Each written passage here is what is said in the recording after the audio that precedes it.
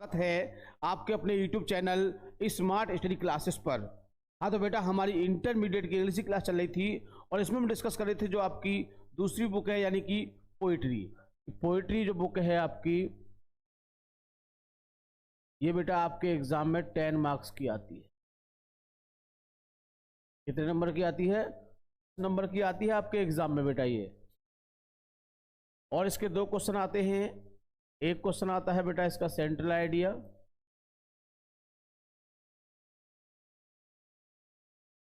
जिसको हम पिछले पार्ट में डिस्कस कर चुके हैं, ये 4 मार्क्स का आता है। और दूसरा क्वेश्चन आता है बेटा इसमें आपका स्टेंजा, यानी कि एक स्टेंजा दिया होगा और उसके नीचे आपको 3 क्वेश्चन देखने को मिलेंगे।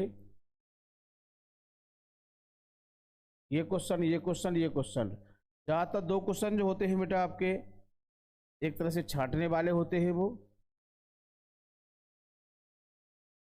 और तीसरा क्वेश्चन जो होता है वो जो क्वेश्चन होता है वो आपसे कई तरह से पूछ सकता है उस क्वेश्चन के बारे में। जैसे कि आपसे पोइम का नाम पूछ लिया,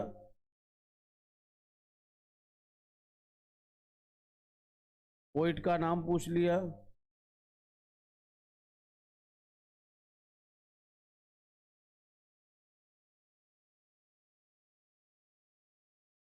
फिगर्स ऑफ स्पीच पूछ लिया।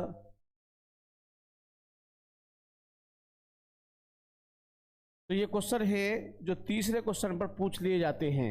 लेकिन 2 क्वेश्चन जो होते हैं वो आपके छांटने वाले होते हैं। छांटने वाले से मतलब ये है कि बेटा ये पोइम का स्टैंजा है, पोइम का स्टैंजा पॉइंट टू पॉइंट नहीं मिलता है। प्रोज का स्टैंजा होता है, जैसे कि मान लीजिए जो आपका अनसीन पैसेज का होता है वो आपका पॉइंट से लेकर पॉइंट तक मिल जाता है कभी कभी। लेकिन जो पोइट्री के स्टैंजा होते हैं वो ऐसे नहीं मिलते हैं। इनके लिए क्या करना है वो मैं आपको बताऊंगा। यानी कि कुछ आपको थोड़ा सा आपको कहाँ से लेना है, थोड़ा सा बेटा आपको इसको क्वेश्चन में से लेना है और फिर बाकी थोड़ा सा आपको उस स्टैंजा में से लेना है। इस तरह से आपका आंसर पूरा हो जाएगा। यही एक तरीका है इसका। दूसरा तरीका ये होता है कि आपको उस क्वेश्चन को अच्छी तरह समझना है और जो स्टैंजा है उसको अच्छी तरह समझना है। स्टैंजा के बेस पर ही आपसे क्वेश्चन पूछा जाएगा और स्टैंजा के बेस पर जो क्वेश्चन है उसकी हिंदी के मीन के बेस पर और स्टैंजा के आंसर के स्टैंजा के मीन के बेस पर उसके आंसर को हम बना के लिख सकते हैं। ये भी एक तरीका है इसका, लेकिन वो तरीका बड़ा हार्ड है, क्योंकि स्टैंजा की हिंदी करना, फिर क्वेश्चन की हिंदी करना, फिर दोनों के कॉम्बिनेशन से आंसर को ढूंढना और फिर उसकी हिंदी करके थिंकिंग करना, फिर लिखना, बड़ा लंबा प्रोसीजर है।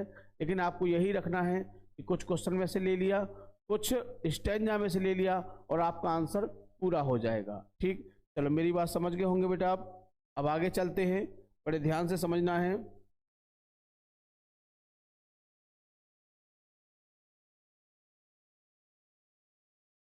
चलिए बेटा,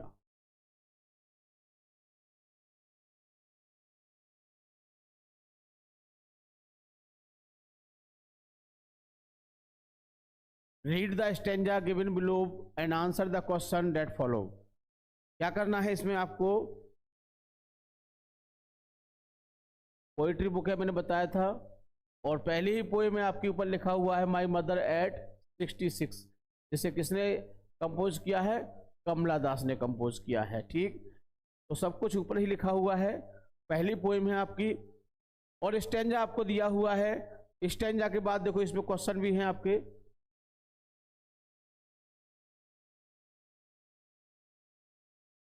ये देखिए क्वेश्चन आ चुके हैं। ठीक, तो पहले क्या करना है? पहले बेटा हमको क्वेश्चन को पढ़ना है, फिर स्टैंजा को पढ़ना है, फिर क्वेश्चन को पढ़ के उनका आंसर डिसाइड करना है। मेरी बात समझ गए होंगे। एग्जाम में भी आपको इसी ट्रिक को यूज करना है। पहले आपको क्वेश्चनों को पढ़ना है बेटा, क्वेश्चन पढ़ने के बाद फिर आप जो उसके स्टैंजा है उसको रीड करोगे, उसकी थोड़ी थोड़ी हिंदी बनाने की कोशिश करोगे। फिर पहला क्वेश्चन कहाँ से कहाँ तक है, थोड़ा सा क्वेश्चन में से, थोड़ा सा स्टैंजा में से, इस तरह से आप इनके जो आंसर होते हैं उनको आप पूरा कर सकते हैं। ठीक, चलिए तो पहले क्वेश्चन देख लेते हैं। Where was the poet driving,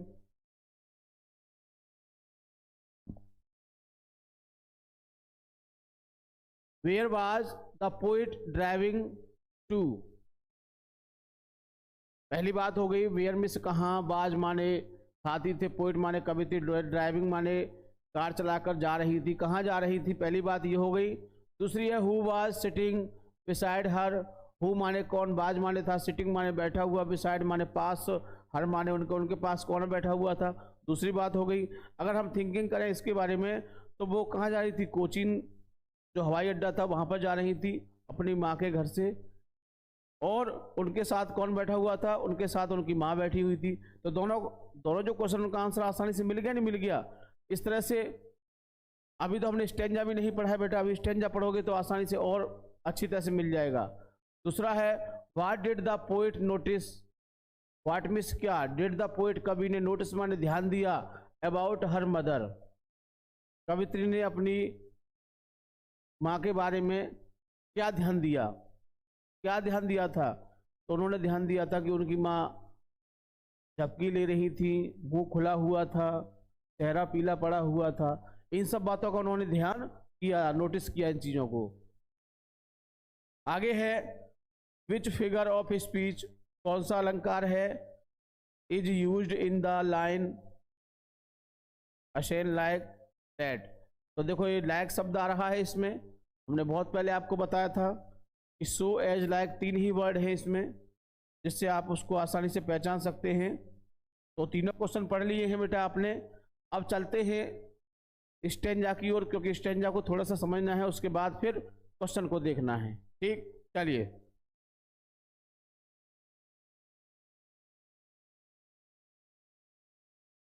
ये देखिए स्टेंजा आ चुका है। ड्राइविंग माने कार चलाते हुए, फ्रॉम माई पेरेंट्स अपने माता पिता के घर से, पेरेंट्स होम अपने माता पिता के घर से कार चलाते हुए, कार से जाते हुए, टू कोचीन कहाँ पर, जो कोचीन आपका हवाई अड्डा है वहाँ कोचीन हवाई अड्डे पर जाते हुए, लास्ट फ्राइडे कब, पिछले शुक्रवार को, मॉर्निंग सुबह के समय। तो क्या है, कवित्री कार से पिछले शुक्रवार को सुबह के समय अपनी माता जी के घर से जो कोचीन जो हवाई अड्डा था वहां पर जा रही थी। बात समझ में आ गया। ठीक, आगे है आई सॉ, कवित्री कह रही है मैंने देखा, माई मदर यानी कि मैंने देखा, माई मदर बिसाइड मी, क्या है, मेरी माताजी मेरे पास बैठी हुई थी। तो देखो वो कोचीन जा रही थी, पहला वाला तो ये हो गया। दूसरा वाला उनके पास कौन बैठा था, उनकी माँ बैठी थी। मिल गया नहीं मिल गया आंसर। अब ये पहले के दो पॉइंट हो गए, दूसरा यहां से toes open mouthed, her face ashen like that of a carapace. Toes, toes miss होता है झपकी लेना, ओपन माउथेड उनका मुंह खुला हुआ था, हर फेस असेन लाइक दैट उनका चेहरा लग रहा था, पीला लग रहा था। कैसे लग रहा था, डेट ऑफ ए कॉर्पस यानी कि एक लाश, एक मृत शरीर की तरह उनका चेहरा दिख रहा था। यानी कि उनकी कंडीशन कैसी लग रही थी, जैसे कोई मृत शरीर होता है, मरा व्यक्ति होता है, ऐसे वो दिख रही थी। एंड रियलाइज और मैंने महसूस किया, विद पेन किसको, दुख को महसूस किया, that she was as old as she looked, किस चीज का दुख महसूस किया, कि वो जितनी बूढ़ी थी उतनी ही बूढ़ी दिखती थी। यानी कि इस चीज का उन्होंने दुख के साथ इस चीज को रियलाइज किया कि वो मेरी माताजी जितनी बूढ़ी थी उतनी बूढ़ी ही दिखती थी। बट सून जल्दी ही, पुट डेट थ्रो अवे और जल्दी ही मैंने इस विचार को अपने आप से हटा दिया, यानी कि जो विचार मन में था उसको मैंने दूर कर दिया। तो ये बेटा स्टेंजा है जो आपको एग्जाम में देखने को मिलेगा। अब क्वेश्चन भी मैंने बताए थे, अभी इससे संबंधित क्वेश्चन आए हुए हैं आपके। एक क्वेश्चन आपका यहां से आया है बेटा इसमें, ठीक, एक क्वेश्चन, पहला क्वेश्चन यहीं से आया है, वो कहाँ से ड्राइव कर रही थी, तो कोचीन शब्द, कहाँ उनके पास कौन बैठा था, तो उसकी माताजी उसके पास बैठी थी। माताजी कंडीशन क्या थी, यहाँ से यहाँ तक हो जाएगा, ठीक। चलिए अब क्वेश्चनों को देखते हैं, उनके आंसर को देखते हैं, अच्छी तरह समझते हैं। ठीक, मुझे एक बार बता दीजिए कि स्टेंजा क्लियर है, और क्लियर है तो फिर आगे क्वेश्चनों को देखते हैं।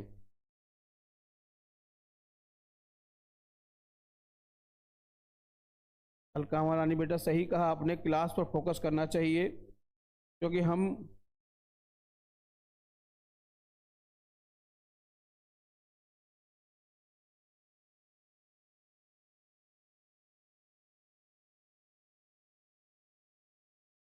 चलिए बेटा एक बार मुझे बता दीजिए क्लियर है। ठीक ठीक, आर्मी लवर जी कह रहे हैं क्लियर है। चलिए बेटा क्लियर है, आगे चलते हैं, जो क्वेश्चन के आंसर उनको देख लेते हैं। सभी स्टैंजा बेटा मैं पहले करा चुका हूँ, जो बच्चे नए हैं वो प्ले लिस्ट में जाकर अच्छे देख सकते हैं। तो वहाँ पर उनको बेटा एक स्टैंजा एक साथ नहीं मिलेगा, उसको अलग अलग पार्ट में मैंने बताए हैं उनको, और यहाँ पर हम जितने इम्पोर्टेंट है केवल इम्पोर्टेंट को ही डिस्कस कर रहे हैं। ठीक, चलिए आंसर देख लेते हैं। Where was the poet driving, where miss कहाँ, बाज में था थी, पोइट कवित्री, ड्राइविंग माने यात्रा कर रही थी या कार से जा रही थी, टू माने to. Who was sitting beside her, उनके पास कौन बैठा हुआ था, तो आंसर देखो लिखा हुआ है the poet was driving to Cochin airport, यानी कि वो कहाँ जा रही थी, वो जो कोचीन हवाई अड्डा था वो कोचीन हवाई अड्डे पर जा रही थी कार चलाते हुए, कार से ड्राइविंग करते हुए। पोइट्स मदर वाज सिटिंग, हो की जगह क्या आ जाएगा, पोइट्स मदर, यानी पोइट्स मदर आ जाएगा।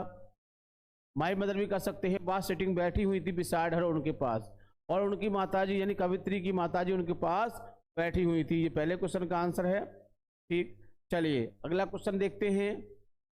What did the poet notice, what means क्या, डिड द पोइट कवित्री नोटिस किया, ध्यान दिया, अबाउट हर मदर, अपनी माँ के बारे में, अपनी माँ के बारे में किन चीज़ों पर ध्यान दिया था उसने, तो देख लीजिए। वैन माने जब, the poet looked at her mother, जब कवित्री ने अपनी माँ को देखा, शी वाज डोजिंग, वो झपकी ले रही थी, and her mouth was open, और उनका मुंह खुला हुआ था।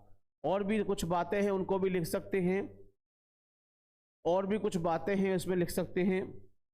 उनका मुंह खुला हुआ था, और उनका जो बॉडी है वो कैसे दिख रही थी, वो पीली दिख रही थी, ऐसे दिख रही थी जैसे कि कोई मृत शरीर हो। तो और बढ़ा सकते हैं इस आंसर को बेटा हम। ठीक, चलिए अगला है, which figure of speech in is used the line ashen like that, तो देखो लाइक शब्द आ गया, मैंने आपको बहुत पहले बताया था, ये फिगर्स ऑफ स्पीच की बातें हैं कि so as like, so as like, ये तीन वर्ड आपको याद रखने हैं बेटा। अगर ये तीन वर्ड आते हैं और आपसे पूछा जाता कौन सा अलंकार है, तो आंख बंद करके कह देना कि उसमें क्या है, उसमें सिमली है। क्या है बेटा उसमें, उसमें आपका सिमली है। तो आंसर में लिखा हुआ है, सिमली को हिंदी में बोलते हैं बेटा उपमा। ठीक, चलिए बेटा एक बार मुझे बता दीजिए कि तीनों क्वेश्चन क्लियर हैं, तो फिर आगे चलते हैं।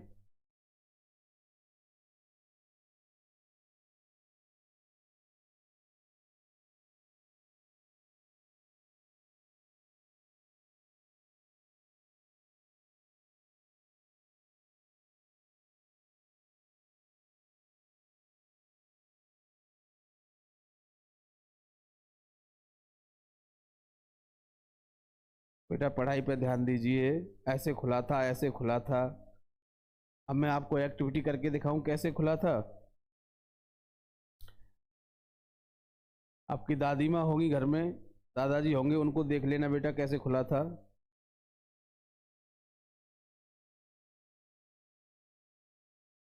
चलिए बेटा,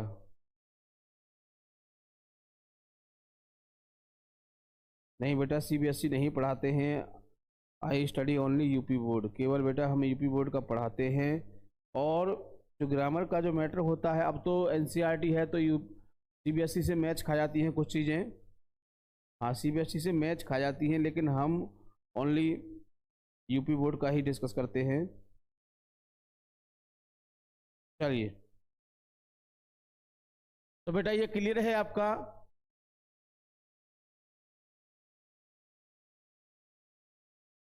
ये बेटा दूसरी पोएम आ चुकी है और हम उसमें एक ही पोएम को डिस्कस, यानी कि एक पोएम में से हमने एक ही स्टैंजा लिया है जो हमारे हिसाब से इम्पोर्टेंट था। आपको उसको ध्यान से समझना है, याद करना है, और यदि एग्जाम में आता है तो आपको उसको बेटा लिखना है। ठीक, समझ गए?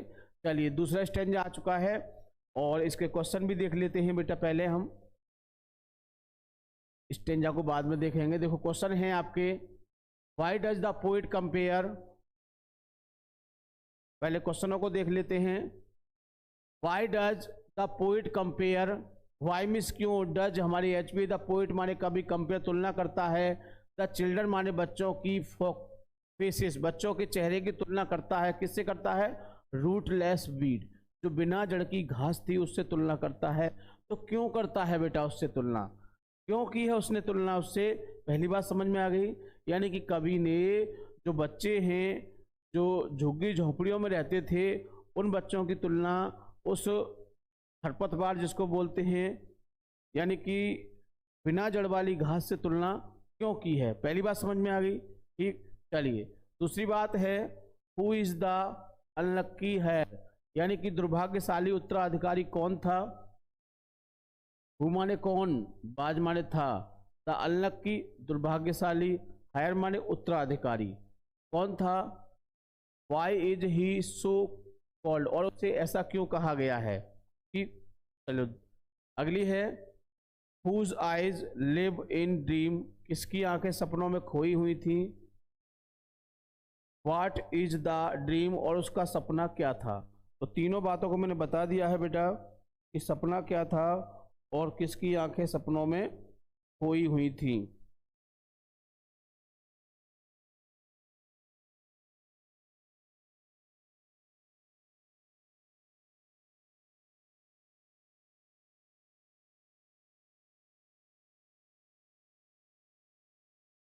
चलिए बेटा एक बार क्वेश्चनों को देख लीजिए और फिर चलते हैं आगे। पहले स्टेंजा को देखेंगे उसके बाद फिर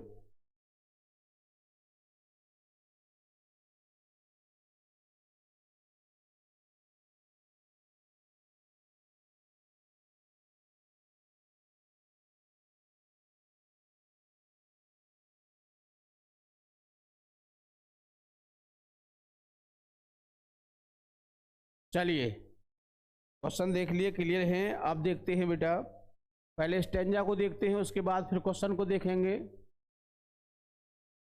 ये स्टेंजा आपके सामने आ चुका है, देखिए।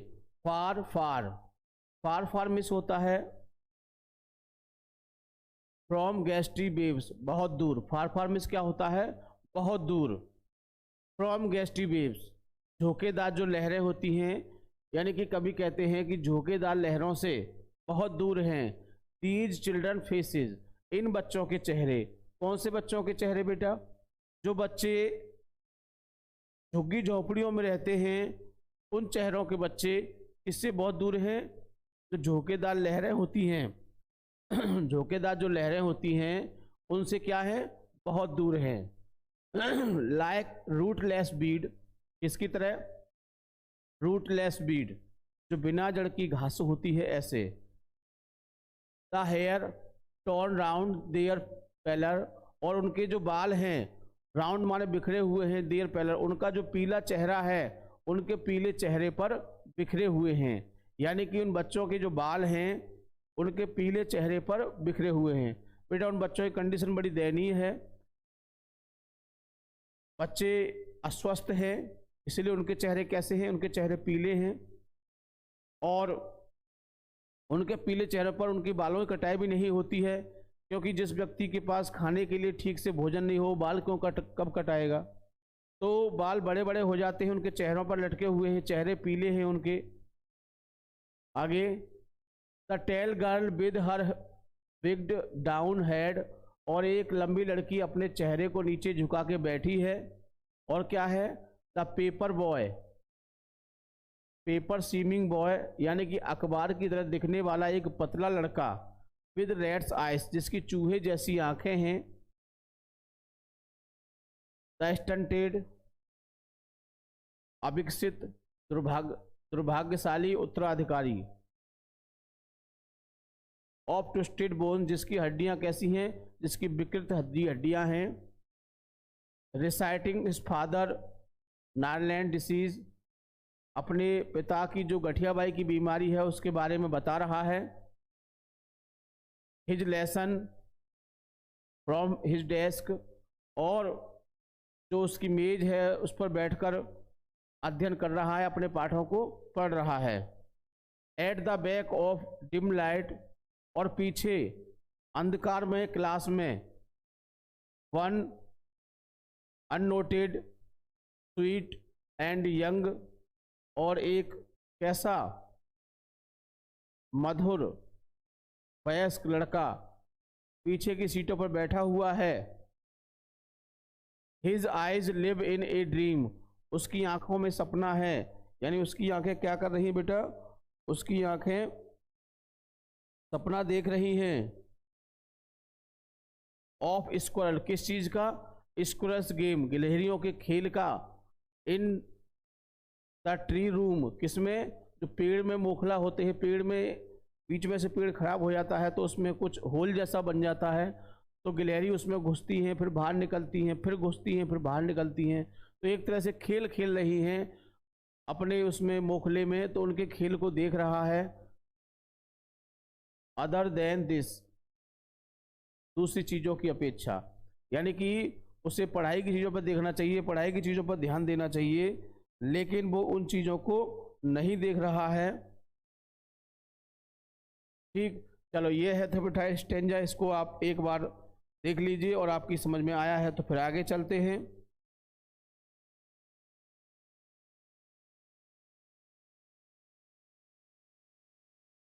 चलिए बेटा एक बार स्टेंजा को पढ़ लीजिए और फिर इसके क्वेश्चन आंसरों को देखते हैं।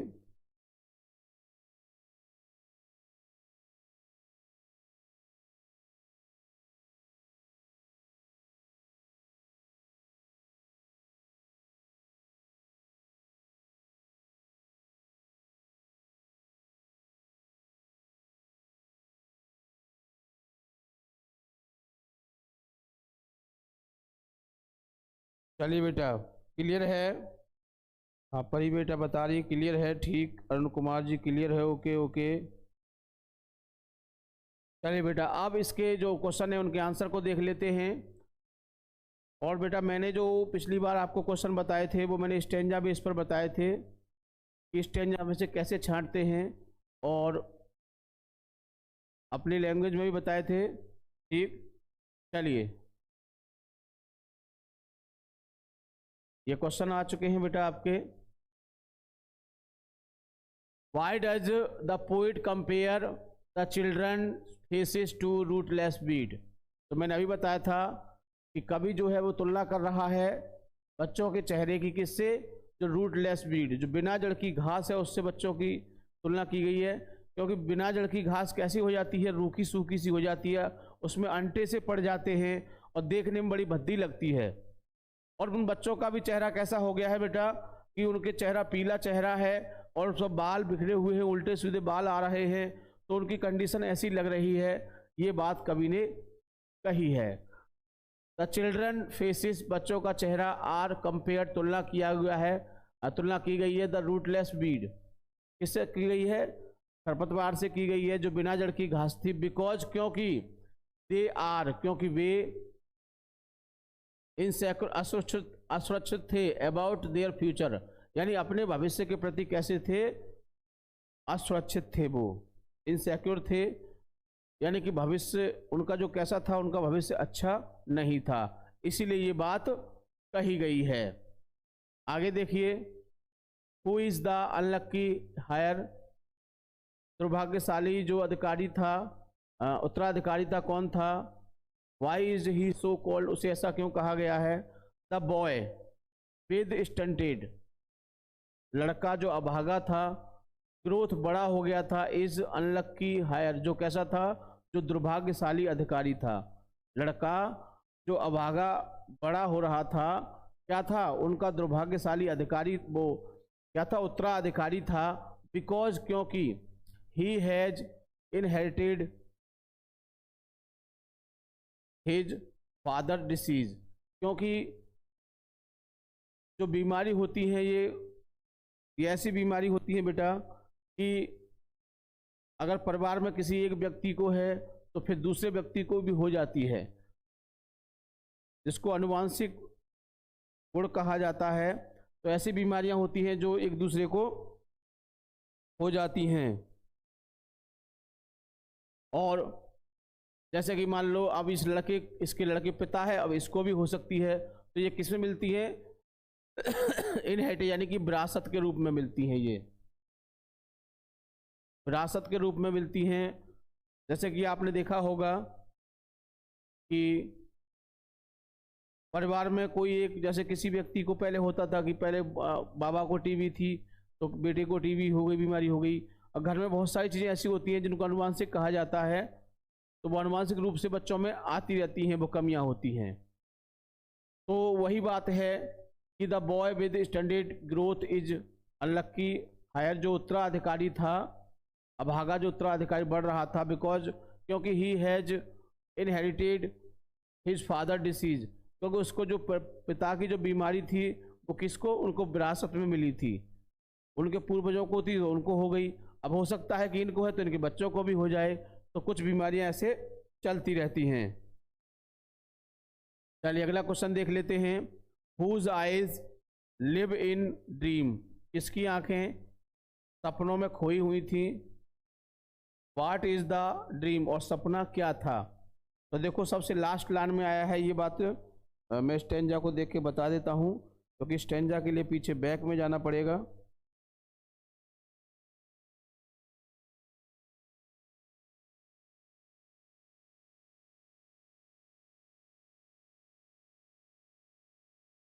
देखो ये रहा,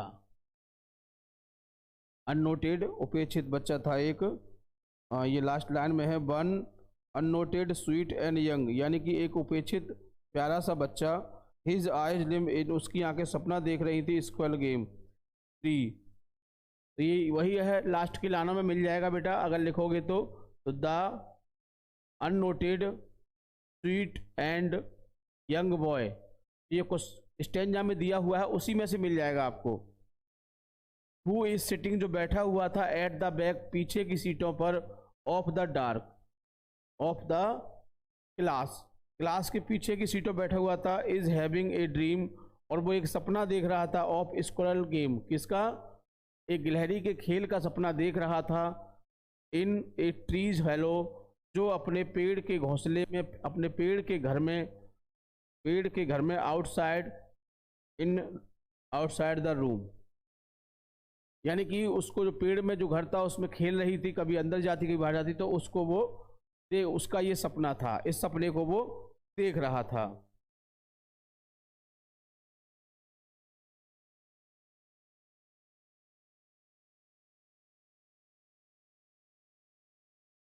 चलिए बेटा एक बार बता दीजिए, क्लियर है तो फिर आगे चलते हैं।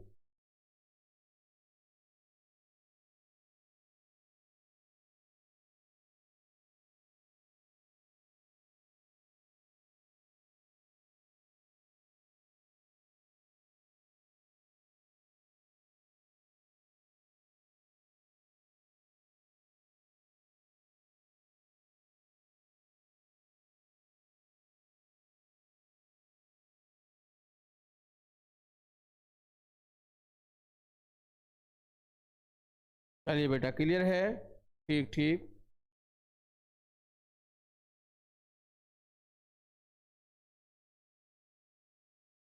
चलिए अगला स्टेंजा देखते हैं।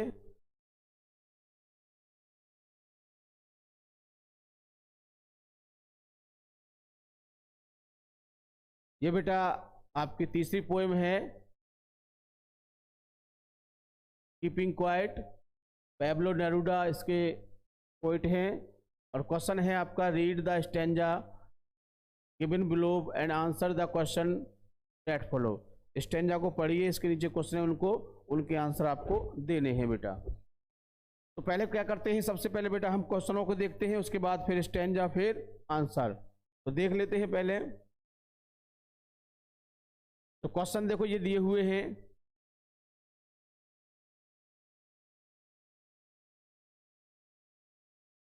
पहला क्वेश्चन है,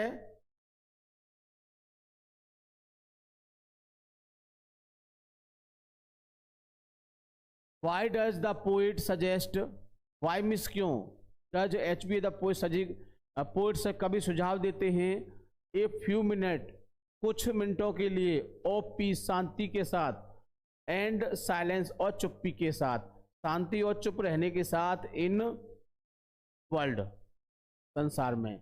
यानी कि कभी सुझाव देते हैं कि हमें चुप और शांति के साथ संसार में क्यों रहना चाहिए, यानी क्यों थोड़ा सा हमें शांत होना चाहिए, इस बात के लिए कहा गया है इसमें। ठीक, दूसरा है, how will the suspension of all activities affect all of, तो हाउ विल क्या प्रभाव कैसे होगा, सस्पेंस मतलब रोक देना, ऑल एक्टिविटीज यानी जितने भी क्रियाकलाप हैं हमें उन्हें थोड़ी देर के लिए रोक देना चाहिए। जो हम क्रियाकलाप कर रहे हैं, जो भी हम काम कर रहे हैं, उन्हें थोड़ी देर के लिए क्या करना चाहिए, उन्हें रोक देना चाहिए। अफेक्ट ऑल ऑफ, और इसका हम पर क्या प्रभाव पड़ता है, दो बातें पूछी गई हैं इसमें। तीसरा है, what does he refer, what means क्या, डज एच बी ही माने वह, रिफर माने इंगित करता है, इशारा करता है, to as the exotic movement, एक अनोखे क्षण के लिए। यानी एक अनोखा क्षण क्या होता है, इसमें पूछा गया है कि एक अनोखा क्षण क्या होता है। तो एक अनोखा क्षण क्या होता है बेटा, जब हम साथ साथ रहते हैं तो उसको एक एक्सोटिक मूवमेंट कहा जाता है, उसको क्या कहा जाता है, एक्सोटिक मूवमेंट। तो ये 3 क्वेश्चन हैं। चलिए अब इससे पहले बेटा स्टेंजा को देखते हैं, उसके बाद फिर क्वेश्चनों को देखेंगे, आंसर को देखेंगे। ये स्टेंजा आ चुका है बेटा, और तीसरी पोएम है, बड़े ध्यान से इसको समझना है बहुत ही अच्छी तरह से।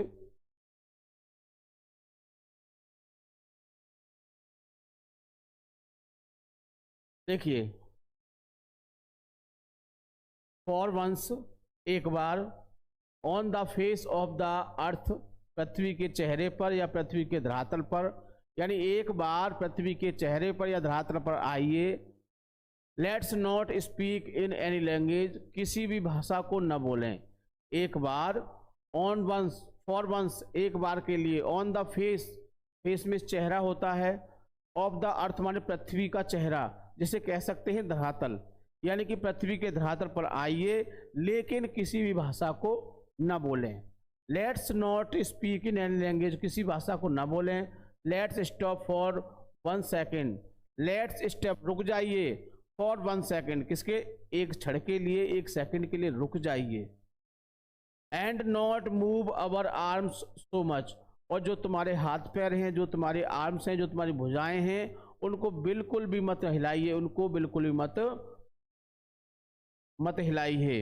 It would be an exotic movement, तो ये क्या होगा, ये एक अनोखा क्षण होगा। क्या होगा, it would be an exotic movement, एक अनोखा क्षण होगा। विदाउट रस, बिना भीड़ भाड़ के, रस में क्या होता है बेटा, बिना भीड़ भाड़ या शोर भी कह सकते हैं। विदाउट इंजन, बिना शोर के, रस में भीड़ होती है, और इंजन में बेटा, इंजन का मतलब क्यों कहा गया है, ये इंजन पुरानी बात को लिया गया है, क्योंकि पहले जो इंजन होते थे वो बहुत ज़्यादा बेटा आवाज़ करते थे। क्या करते थे, आवाज़ करते थे बहुत ज़्यादा, जिससे बहुत ज़्यादा शोरगुल होता था। क्या होता था, शोरगुल होता था इससे बहुत ज़्यादा। आज के इंजन आवाज़ नहीं करते हैं, पहले इंजन ऐसे थे कि 10 किलोमीटर पर रेलगाड़ी जा रही है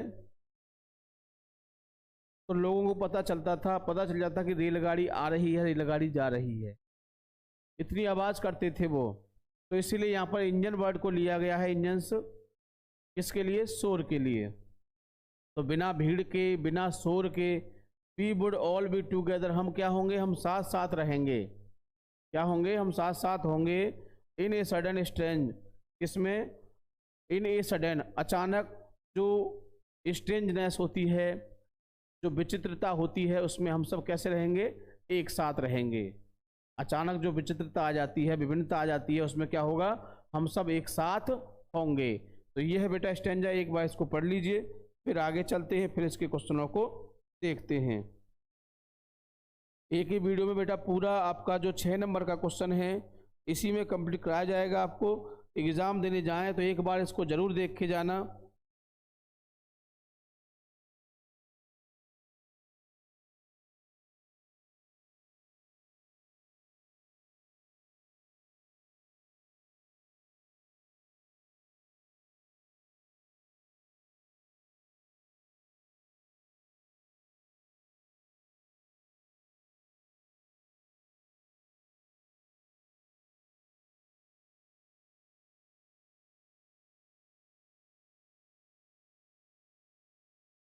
चलिए बेटा,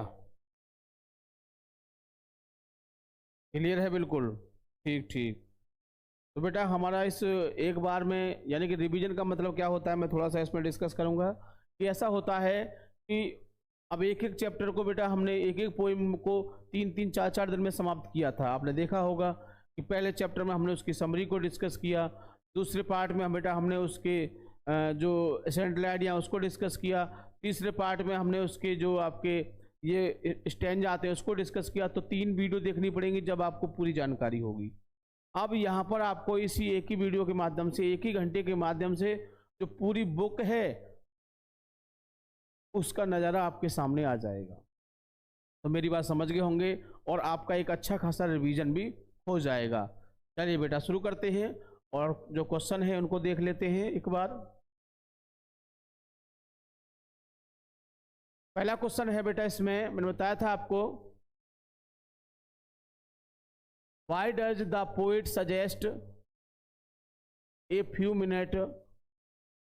कवि कुछ क्षण के लिए सुझाव क्यों देते हैं और पीस शांति से रहें, चुप्पी बनाए रखें इन द वर्ल्ड संसार में।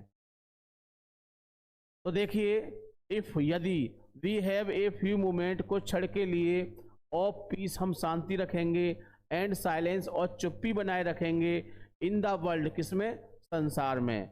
यानी संसार में हम कुछ क्षण के लिए शांत रहेंगे, चुप्पी साधे रहेंगे या चुप रहेंगे तो क्या होगा, we will have time for quite introspection. तो हमारे पास क्या होगा, हमारे पास समय होगा किसके लिए, क्वाइट इंट्रोस्पेक्शन, किसके लिए, अंतरावलोकन के लिए। यानी हमें अपनी अंतरात्मा के बारे में अपने झांक कर देखने के लिए हमारे पास एक समय होगा कि हम अंतरावलोकन, शांति से अंतरावलोकन कर सकते हैं। एंड विल क्रिएट और पैदा कर सकते हैं ए फीलिंग, एक भावना, ऑफ अंडरस्टैंडिंग, समझने की, एमोंग द अवर सेल्फ, स्वयं के बारे में, और अपने स्वयं के बारे में सोच सकते हैं। इसकी भावनाएं, जो अपने स्वयं की भावनाएं हैं उनको ठीक प्रकार से समझ सकते हैं। ठीक, तो ये बातें बताई थी उसमें। इसको बेटा हम स्टैंजा बेस पर भी कर सकते हैं। देखो ये क्वेश्चन में से ले लिया, यहाँ से ऐसे, यहाँ से क्वेश्चन में लेंगे, यहाँ एस लगा देंगे और इस तरह से पूरा वहाँ तक ले लेंगे और फिर क्या याद करना है आपको, यहाँ से थोड़ा सा याद करना पड़ेगा। और ये भी इसमें अभी आपको क्वेश्चन जो आपको स्टैंजा है उसमें से बहुत कुछ आपको मिल जाएगा।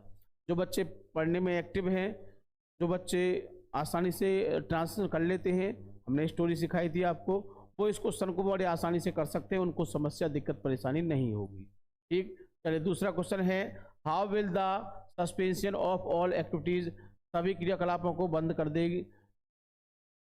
हाउ, कैसे, विल द सस्पेंशन, रोक देंगे, ऑफ ऑल एक्टिविटीज, सभी क्रियाकलापों को, अफेक्ट और जिन पर, अफेक्ट ऑल ऑफ अस, जिनका हम पर क्या प्रभाव होगा। यानी हम सभी क्रियाकलापों को रोक देंगे, किस प्रकार रोकेंगे, तो क्या हम पर उसका प्रभाव होगा। देखिए, इफ यदि वी चीज हम रोक देते हैं, अवर एक्टिविटीज, अपने सभी क्रियाकलापों को, फॉर ए मूवमेंट, एक क्षण के लिए, देयर इज ए चांस, हमें एक मौका मिल जाएगा, दैट वी कैन सेव, हम बचा सकते हैं, द वर्ल्ड, माने किसको, संसार को। तो हमारे पास एक समय होगा कि हम संसार को बचा सकते हैं। For in that moment, for in that moment, उस क्षण से, ऑफ साइलेंस एंड इनएक्टिविटी, किसकी, चुप्पी है और इनएक्टिविटी, अनिष्क्रियता, we would all be one, we would all be fun, हम सब जो क्या होंगे, हम सब एक साथ होंगे। तो जो इनएक्टिविटी होती है, निष्क्रियता होती है, उसको हम उससे बचा सकते हैं। ठीक, अगला है बेटा, what does he refer to as exotic movement. तो ही रिफर्स, यहाँ पर बेटा ये है, गलती से लिख गया है, वह इंगित करता है टू अवर गेटिंग टुगेदर, साथ साथ रहने को, उसने साथ साथ रहने को इंगित किया है। एज किसकी तरह, द एक्सोटिक मूवमेंट, किसकी तरह, एक्सोटिक मूवमेंट, एक अनोखे क्षण के रूप में उसने उसको इंगित किया है, साथ साथ रहने को। यानी कि यदि हम साथ साथ होंगे तो कैसा होगा, एक एक्सोटिक मूवमेंट होगा, एक अनोखा क्षण होगा। ठीक, चलिए बेटा एक बार इसको पढ़ लीजिए और फिर आगे चलते हैं।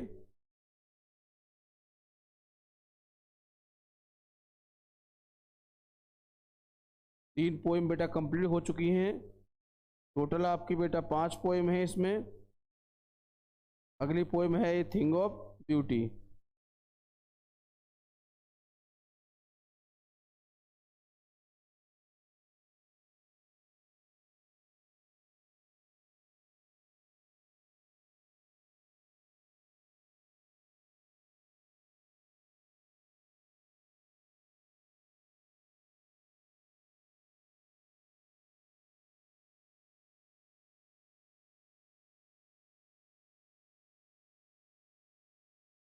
चलो बेटा क्लियर है, ठीक, चलो अगले को देखते हैं। ये बेटा आपका ए थिंग ऑफ ब्यूटी से जॉन कीट्स ने इसको रचा है बेटा।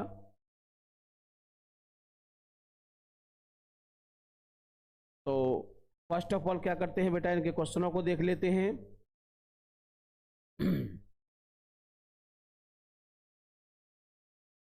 ये क्वेश्चन आ चुके हैं आपके।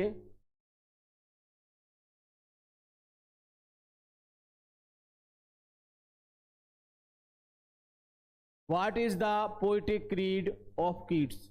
व्हाट माने क्या, इज माने है द पोएटिक क्रीड, काव्यात्मक सिद्धांत, काव्यात्मक सिद्धांत क्या है, ऑफ कीट किसका, कीट का, यानी कीट का जो काव्यात्मक सिद्धांत क्या है।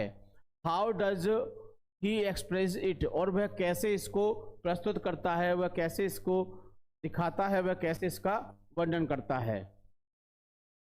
Why are beautiful things, why means क्यों, आर माने हैं, ब्यूटीफुल थिंग्स सुंदर वस्तुएं, नेवर फॉरगेटन कभी न भूलने वाली, यानी कि सुंदर चीजों को कभी भी क्यों नहीं भुलाया जा सकता है।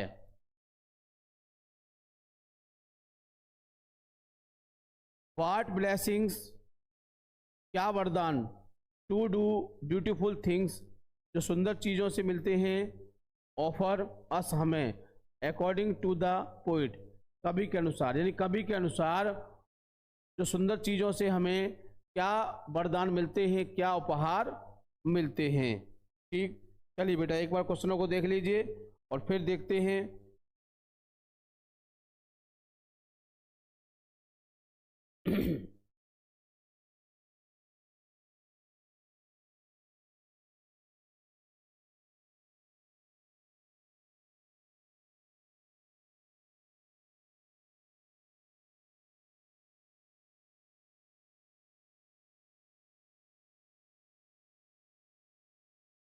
चलो क्लियर है, आगे चलते हैं।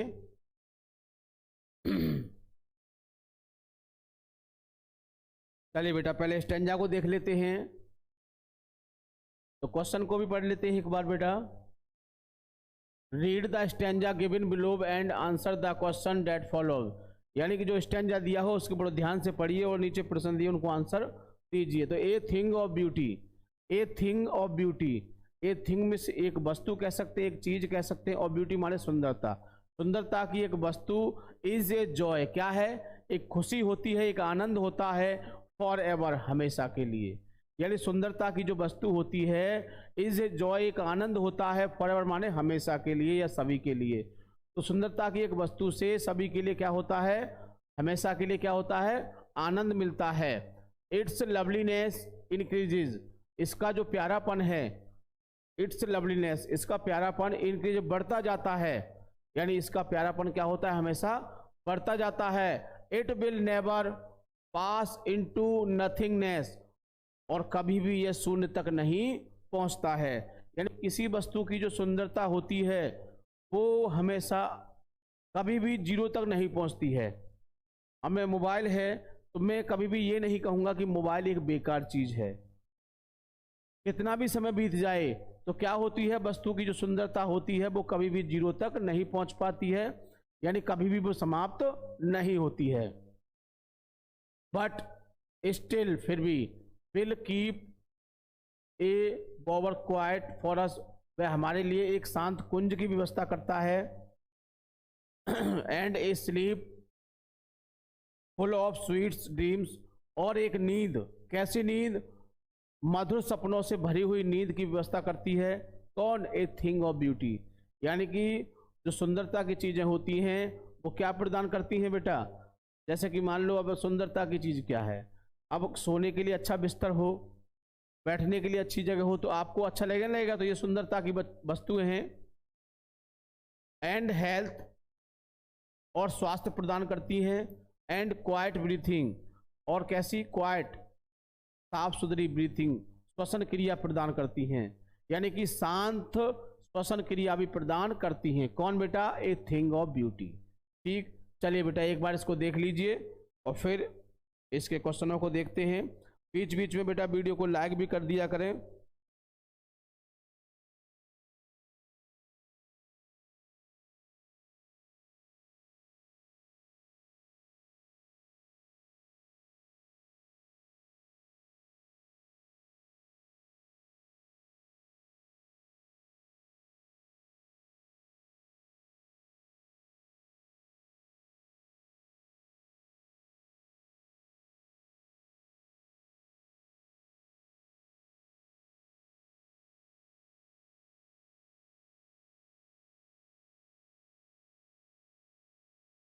चलिए बेटा बिल्कुल क्लियर है। ठीक ठीक।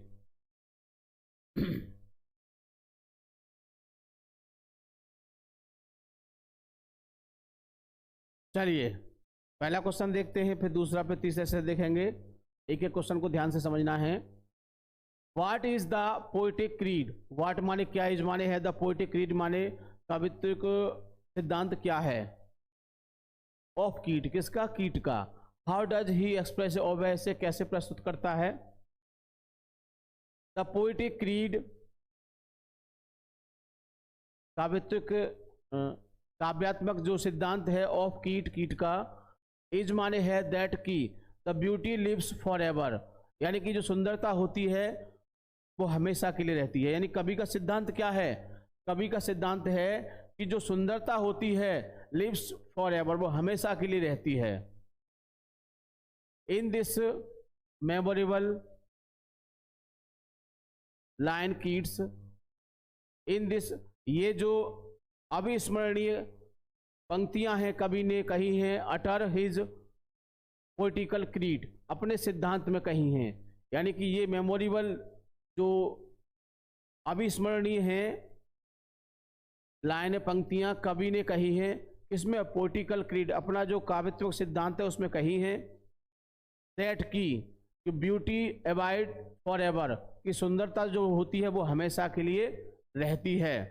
And is a source of never ending, और इसका जो स्रोत होता है वो कभी भी समाप्त नहीं होता है।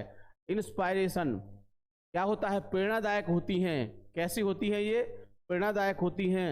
एंड डिलाइट, और खुश होती हैं, प्रसन्नता देने वाली होती हैं, और कभी भी समाप्त नहीं होती। यानी इनका जो सोर्स होता है, इनका जो स्रोत होता है कभी भी समाप्त नहीं होता है।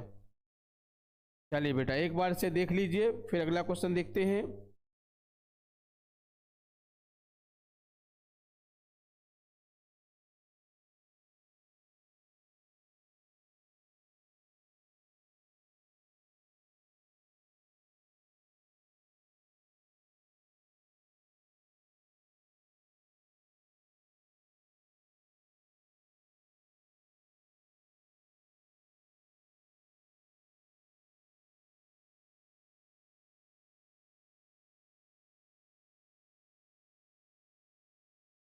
चलिए अगला क्वेश्चन देखते हैं। Why are beautiful things, why miss क्यों, आर माने है हूँ हो, और ब्यूटीफुल सुंदर चीजें नेवर फॉरगेट कभी नहीं भुलाया जा सकता है, यानी सुंदर चीजों को कभी भी क्यों नहीं भुलाया जा सकता है, सुंदर चीजों को कभी भी क्यों नहीं भुलाया जा सकता है। तो सिंपल बात है,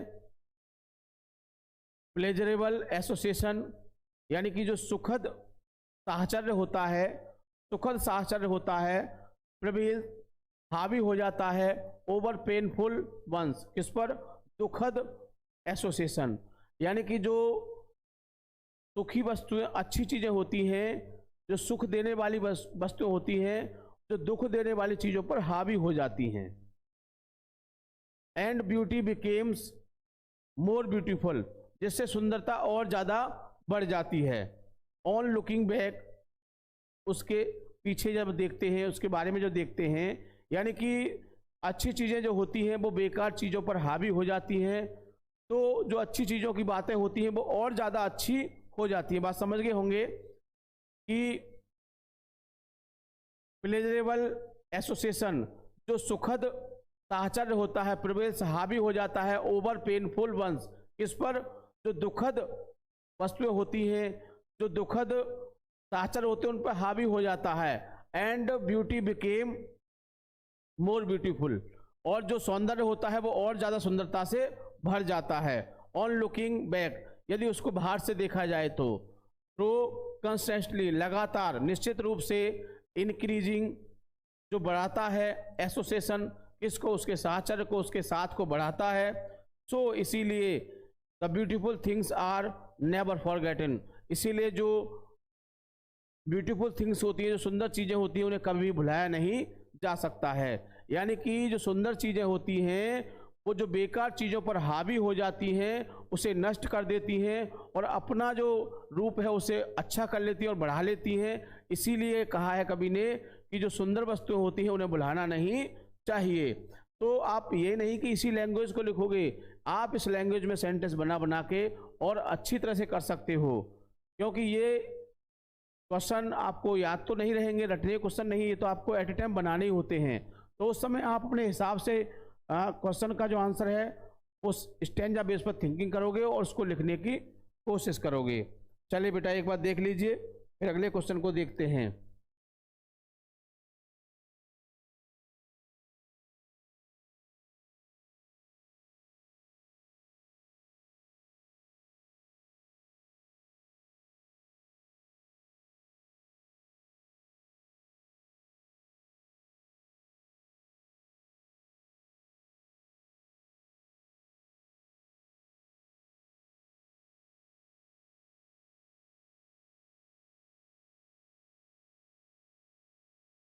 चलिए बेटा अगला देख लेते हैं।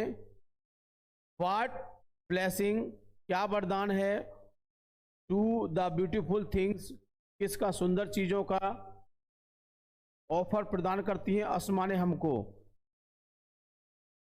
अकॉर्डिंग टू द पोइट, कवि के अनुसार, कवि के अनुसार जो सुंदर चीजें होती हैं वो क्या हमें, क्या वरदान का ऑफर देती है, क्या वरदान प्रदान करती हैं। द ब्यूटीफुल थिंग्स, सुंदर चीजें, ऑफर देती हैं, अस माने हमको, क्वाइट माने शांत, प्लीजेंट माने खुशी, सीडी माने छाया, प्लेस अंडर द ट्री, यानी कि जो सुंदर चीजें होती हैं वो हमें पेड़ों के नीचे सुख देने वाली छाया प्रदान करती हैं।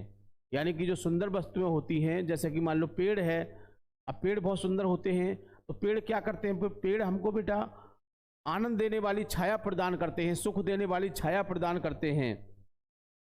और क्या होती हैं, ए स्लीप, और हमको नींद देते हैं, फुल ऑफ स्वीट ड्रीम्स, कैसी, जो मधुर सपनों से भरी हुई हमको नींद प्रदान करते हैं। एंड ए साउंड हेल्थ, और अच्छा स्वास्थ्य प्रदान करते हैं, साउंड मीन्स अच्छा बढ़िया स्वास्थ्य। वैन, जब, बी ब्रीथ, हम सांस लेते हैं, क्वांटली शांति से, और फिर हम शांति से सांस ले सकते हैं, अच्छी तरह से सांस ले सकते हैं। तो तीसरा क्वेश्चन भी देख लीजिए बेटा, और एक बार पढ़ लीजिए, मुझे बता दीजिए क्लियर है, फिर आगे चलते हैं।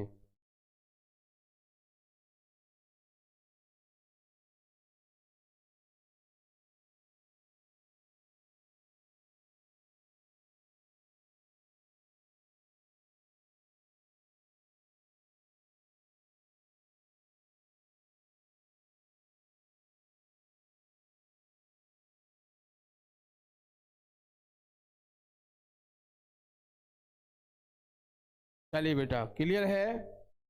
आगे देखते हैं। ये बेटा आपका जो लास्ट वाला आंट जेनिफर टाइगर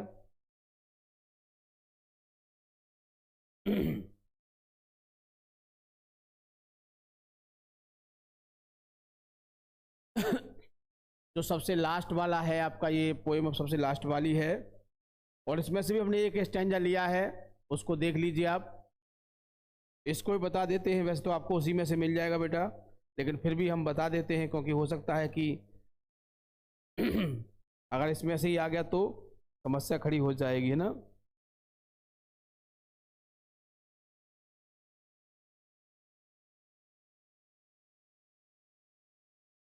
चलिए देखते हैं इसको।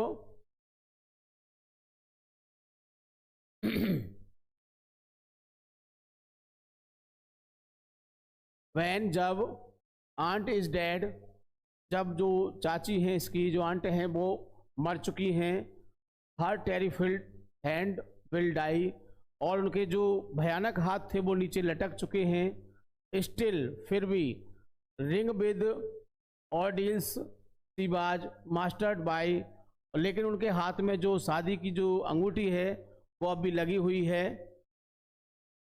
The tiger in the panel, tiger जो बाघ किस पर, पैनल, पैनल आप जैसे कि ये एक पैनल लगा हुआ है आपके सामने बेटा, ये भी एक पैनल है जिसको पर्दा कहते हैं। तो टाइगर किस पर, tigers in the panel that C made, यानी कि पर्दे पर उसने जो शेर के जो चित्र बनाए थे, विल गो ऑन स्प्रेंसिंग, वो उछलते कूदते दिखाई दे रहे हैं, प्राउड, घमंड दिखा रहे हैं, एंड अनअफ्रेड, और कैसे हैं, बिल्कुल भी भयभीत नहीं हैं। चलिए अब इसके क्वेश्चनों को देख लेते हैं बेटा।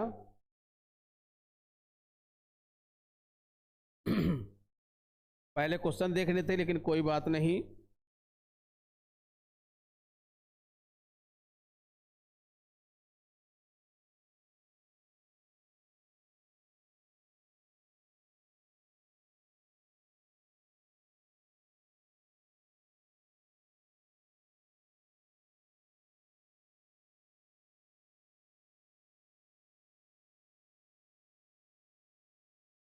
तो पहला क्वेश्चन है इसका, why are aunt Jennifer's hand, why miss क्यों, आर हमारे हैहू होता है, आंट जेनिफर्स हैंड, यानी आंट जेनिफर्स के हाथों को कॉल टेरिफाइड, आतंकित क्यों कहा गया है, यानी भयानक, यानी कि कहते हैं कि आतंकित, किसी के हाथ बहुत ज़्यादा आतंकित होते हैं, उसके हाथ से हमेशा काम बिगड़ते रहते हैं। तो जो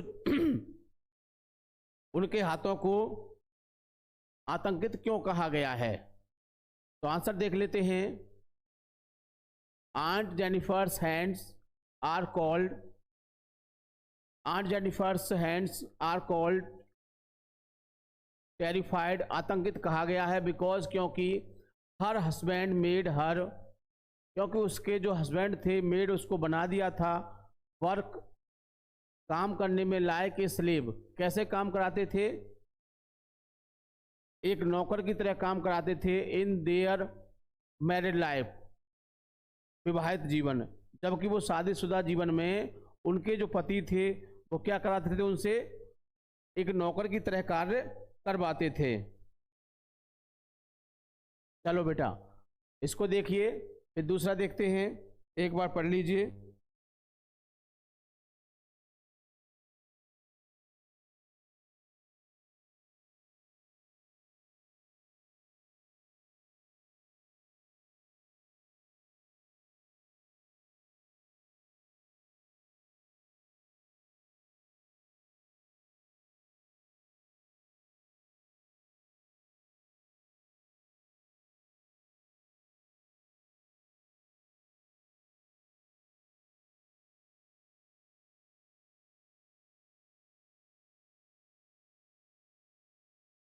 चलिए, what ordeals did she experience in her married life, what ordeals, उसने क्या अनुभव किया, did she experience in her marriage, यानी कि जो शादीशुदा जीवन था उसने उसमें सबसे ज़्यादा किस चीज़ का अनुभव किया, सबसे कटु अनुभव क्या था उसका।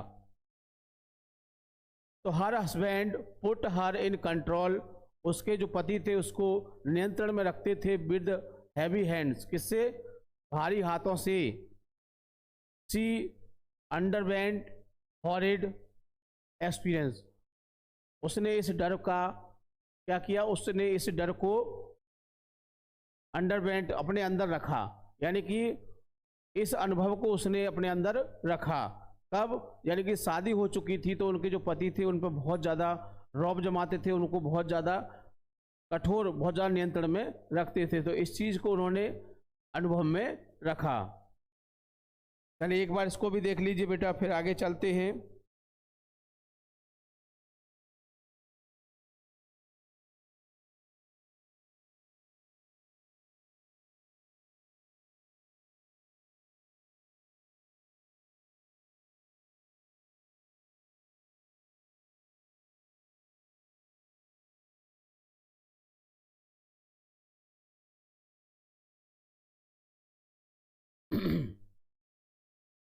Why will her tiger go on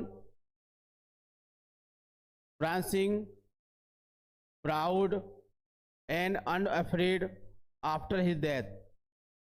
Why miss क्यों will हर टाइगर्स, यानी उसके जो टाइगर थे, जो उसने पर्दे पर जो टाइगर बनाए थे, ऑन प्रेंसिंग प्राउड, कैसे गर्व रहित होंगे, अनएफ्रेड भयभीत नहीं होंगे, आफ्टर हिज डेथ, उसकी मृत्यु के बाद।